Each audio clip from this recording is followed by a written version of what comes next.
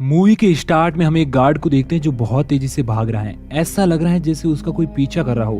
भागते भागते वो एक स्टेशन पर पहुंचता है, लेकिन जैसे ही वो बाहर निकलने के डोर की ओर दौड़ता है वैसे ही सारे दरवाजे अपने आप बंद होने लगते हैं और अब वह उसके अंदर फंस जाता है। ये देखकर वह गार्ड एक दूसरे रूम में चला जाता है, जहाँ पर वे देखते हैं कि सारी अलमारियों के दरवाजे अपने आप खुलने लगते हैं और उनके अंदर मिरर्स लगे हुए हैं। ये सब देखकर वो गार्ड मिरर्स के पास जाकर उनसे माफी मांगता है और उन्हें साफ करने लगता है। तभी उस मिरर का एक टुकड़ा टूटकर नीचे गिर जाता है और अब उस मिरर में बना गार्ड का रिफ्लेक्शन उस टुकड़े को उठाकर अपना गला काटने लगता है और दूसरी ओर उस गार्ड का गला भी ठीक उसी तरह अपने आप कट जाता है और उसकी मौत हो जाती है।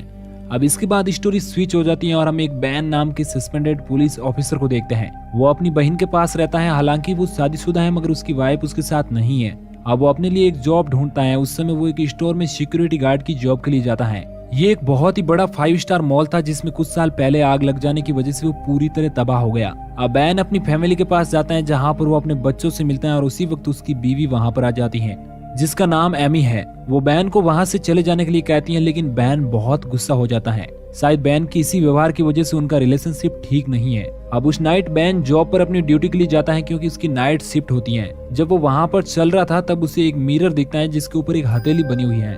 उसे देखकर बैन उसे साफ करता है मगर उसके ऊपर और बहुत सारे हाथ के निशान बन जाते हैं और मिरर में वो देखता है कि पीछे का डोर खुल जाता है, मगर जब वो पीछे देखता है तो वो डोर बंद होता है।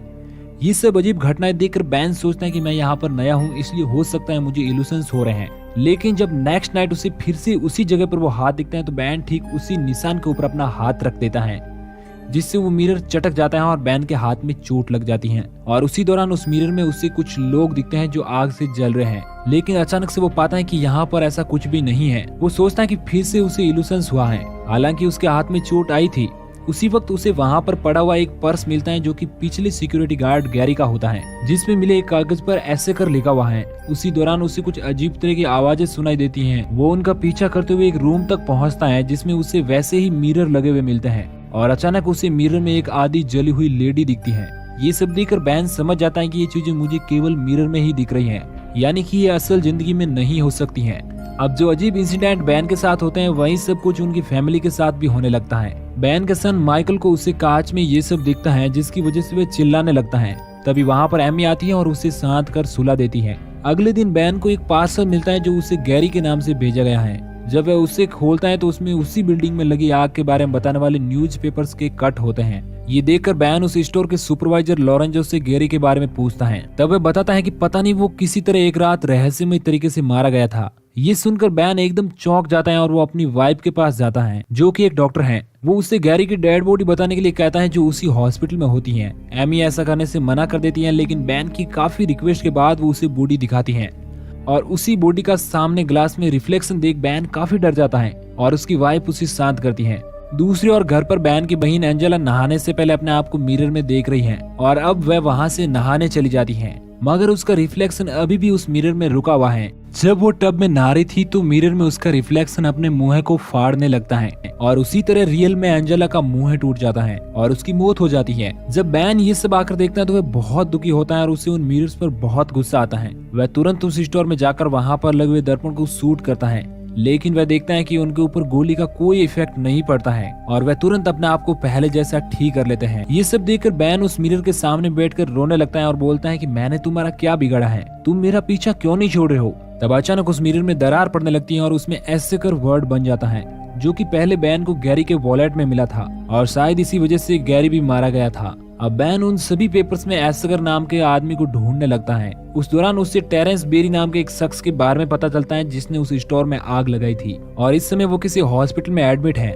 टेरेंस से मिलने के लिए बैन हॉस्पिटल में जाता है जहाँ पर उसे डॉक्टर एक वीडियो बताता है जिसमें टेरेंस खुद एक्सेप्ट करता है कि उसने ही स्टोर में आग लगाई थी, क्योंकि वो भी एसगर नाम के शख्स को ढूंढ रहा था जिसकी वजह से उस मिरर ने उसकी भी फैमिली को मार दिया था। क्योंकि वो उसे ढूंढने में कामयाब नहीं हुआ इसलिए उसने स्टोर में आग लगा दी। ये सुनकर बैन समझ जाता है कि अगर उसने भी एसगर नाम के आदमी को नहीं ढूंढा तो उसकी पूरी फैमिली मारी जाएगी और वो वहाँ से निकलकर सीधा अपने घर जाता है और एमी को पूरी बात बताता है। अब वह अपने घर के सारे मिरर को वहाँ से हटाकर तोड़ देता है, लेकिन एमी बैन की इस पागलपन भरी बातों में अब भी विश्वास नहीं करती है। अब बैन उस स्टोर के बेसमेंट में जाकर वहाँ पर छानबीन करता है ताकि हो सकता है कि उसे कोई ऐसी चीज मिले जो उसकी हेल्प कर दे। तब उसी दीवार पर एक हॉस्पिटल का नाम दिखता है जो कि स्टोर से पहले उस बिल्डिंग में हुआ करता था। वो एक साइकेट्रिक हॉस्पिटल हुआ करता था तभी बैन को पास की दीवार से पानी लीकेज होते हुए दिखता है और वो उस कच्ची दीवार को तोड़ देता है, जहाँ पर उसे एक हिडन रूम मिलता है जिसमें मरीजों को टॉर्चर किया जाता था। इसके बाद बैन अपने फ्रेंड की मदद से उस लुप्त हो गए हॉस्पिटल की हिस्ट्री निकालता है, जिससे उसे पता चलता है कि वहाँ पर एना एसेकर नाम की एक पेटेंट हुआ करती थी, जिसे स्किज़ोफ्रेनिया नाम की एक बीमारी थी, जिसकी वजह से इंसान का मानसिक संतुलन पूरी तरह से खराब हो जाता है। बैन का फ्रेंड बताता है कि एना का हॉस्पिटल में एडमिट होने के कुछ ही दिन बाद सारे मरीज एक दूसरे को मारने लगे और उस घटना में एना के साथ साथ उसके डॉक्टर भी मारे गए, और जिसके बाद उस हॉस्पिटल को बंद कर दिया गया और वहाँ पर उस स्टोर को लगाया गया था। इसके बाद बैन अपने घर पर आता है, जहाँ पर उसे पता चलता है कि जिस दिन हॉस्पिटल के सारे मरीज मारे गए थे उसके 2 दिन पहले ही एना हॉस्पिटल से डिस्चार्ज हो चुकी थी। एक कार्ड पर उसे एना का एड्रेस भी मिलता है, जिसे देखकर बैन उससे मिलने के बारे में सोचता है। वहीं दूसरी ओर हम देखते हैं कि बैन का बेटा माइकल मिरर के सामने बैठा हुआ अपने ही रिफ्लेक्शन से बातें कर रहा है। तभी वहां पर एमी आ जाती है, जो उसे अपने पास बुलाती है, लेकिन तभी वे देखती हैं कि माइकल के उठ जाने के बाद भी उसका रिफ्लेक्शन वहीं पर बैठा हुआ है। उसे देखकर एमी तुरंत बैन को कॉल कर उसे सब कुछ बताती है और बैन घर पर आकर सारे मिरर्स को पेंट कर देता है और अब एना का एड्रेस की ओर निकल जाता है, जहाँ पर जाकर उसे एना की फैमिली से पता चलता है कि एना के घर आने के बाद पूरे घर में मिरर की वजह से अजीब तरह की घटनाएं होने लगी और इसलिए उसे सेंट ऑर्गेन्स्टीन मोनेस्ट्री भेज दिया गया, क्योंकि वहाँ पर एक भी मिरर नहीं था। बैन भी उस मोनेस्ट्री जाता है और वह एना से मिलता है, जहाँ पर वह एना को सारी बात बताता है और कहता है कि मुझे तुम्हारी मदद की जरूरत है, नहीं तो मेरी पूरी फैमिली मारी जाएगी। उस समय एना उसकी मदद करने से मना कर देती है, क्योंकि वह बताती है कि जब उस हॉस्पिटल में मेरे ऊपर एक्सपेरिमेंट किया जा रहा था तब मेरे अंदर का डेविल उन मिरर्स में कैद हो गया और इसलिए अगर मैं वहां पर गई तो वो फिर से मेरी बॉडी में आ जाएगा। तब बैन उसे अपने गन पॉइंट पर ले लेता है और कहता है कि मेरी फैमिली को मैं किसी भी हालत में मरने नहीं दूंगा और वह उसे स्टोर में ले जाता है। तभी दूसरी ओर हम देखते हैं कि एमी के दरवाजे के हैंडल में माइकल का रिफ्लेक्शन दिखता है और वह उसके दरवाजे को खोल देता है, मगर एमी देखती है कि माइकल वहाँ पर नहीं है और वह तुरंत बैन को कॉल करती है। उस पूरे घर में पानी भर गया है और मिरर के पैंट भी हट चुके हैं। तब एमी बाथरूम में जाती है, जहाँ पर टब में एकदम से उसे माइकल का रिफ्लेक्शन दिखता है, मगर असल में वह वहाँ पर मौजूद नहीं होता है। तभी अचानक कोई उसे उस बाथटब में डुबाकर मार देने की कोशिश करता है, लेकिन एमी उसका पानी बाहर निकाल देती है। वहीं दूसरी ओर एमी की बेटी को मिरर में अपनी माँ का रिफ्लेक्शन दिखता है, जो कि एक कैंची से उसे मारने की कोशिश करती है, मगर तब तक वहाँ पर एमी आ जाती है और वह उसे बचा लेती है। इसके बाद एमी माइकल को ढूंढने लगती है, जो कि उसे एक मिरर से पैंट हटाते हुए मिलता है, लेकिन अचानक वह वहाँ से गायब हो जाता है। तब फिर से उसे माइकल का रिफ्लेक्शन पानी में दिखता है। जब एमी उसके पास जाती है तो वो अंदर से उसे चाकू मार देता है। दूसरी ओर बैन एना को उसी टॉर्चर चेयर पर बांधकर वहां से बाहर निकल जाता है। तब हम देखते हैं कि वो शैतानी शक्ति उस मिरर से बाहर आने लगती है और दूसरी ओर एमी को माइकल फर्श पर बैठा हुआ मिलता है, जो पानी में बनी अपनी ही छवि के साथ खेल रहा है। तभी अचानक उससे कोई अंदर की ओर खींच लेता है, मगर वहाँ पर बहुत कम पानी होता है, फिर भी वह पूरा डूब जाता है। वो शैतान पूरी तरह से एना में घुसने वाला होता है। तभी वहाँ के सारे मिरर एकदम से टूट जाते हैं और हम देखते हैं कि माइकल पानी से बाहर आ चुका है।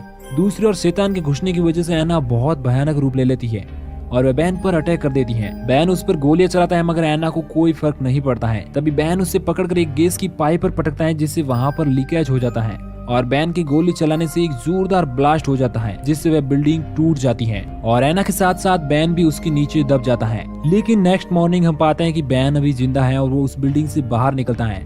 तब वे देखते हैं कि वहाँ पर पुलिस और एम्बुलेंस की गाड़ियां खड़ी हैं। बैन देखता है कि लोरेंजो भी वहाँ पर खड़ा है, लेकिन उसके नेम टैग पर उसका नाम उल्टा लिखा हुआ है, जिसे देखकर बैन समझ जाता है कि वो भी मर चुका है और इस मिरर की दुनिया में अपने आप को फंसा हुआ पाता है। इसी के साथ ही स्टोरी यहीं पर एंड हो जाती है। आपको ये कहानी कैसी लगी हमें कमेंट करके जरूर बताएं और प्लीज हमें सपोर्ट करने के लिए हमारे चैनल को सब्सक्राइब जरूर करें।